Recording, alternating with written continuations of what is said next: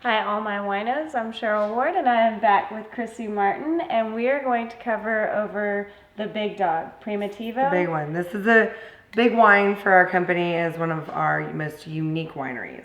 I don't know if you saw the label.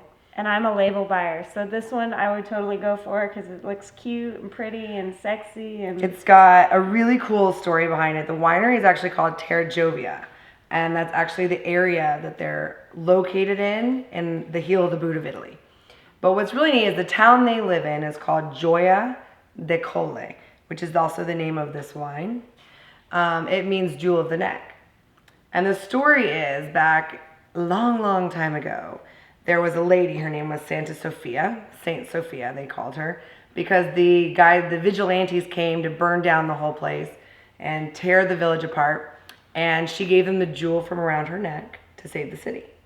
So she became the saint of the city, and this fresca is in very many of the really, really old churches that are in the city, the town that this winery is produced in. And actually the winery itself has one of the oldest churches.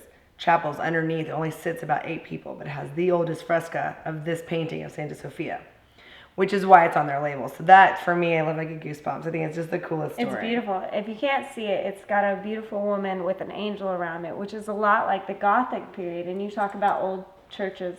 If you're not looking at Gothic as like the black and mauve and stuff, it's all about beautiful churches, Yes, stained very glass unique. windows. I mean, this is Rustic romantic history. So Primitivo, we've talked about Primitivo before. my favorite. It's your Primitivo favorite is- because it's got that red fruit and that smooth finish. Well, Primitivo actually also is it's a big controversy, but we believe it's also the same grape that became the California Zinfandel. This wine is going to be more like a California Zin. Okay, so it's going to be very big. It's going to be very jammy, high alcohol content.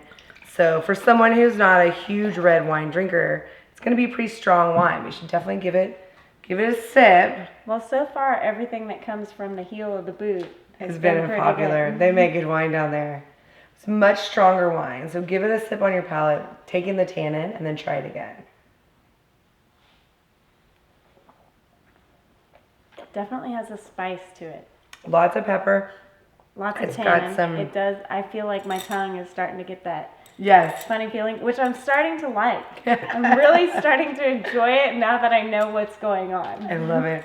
And it's a big wine, but it's still smooth, which I absolutely love. I mean, the technology is very advanced.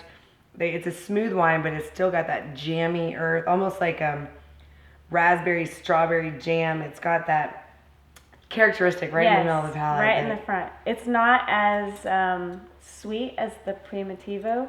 That you had tried before, right? Yeah, right. But it does.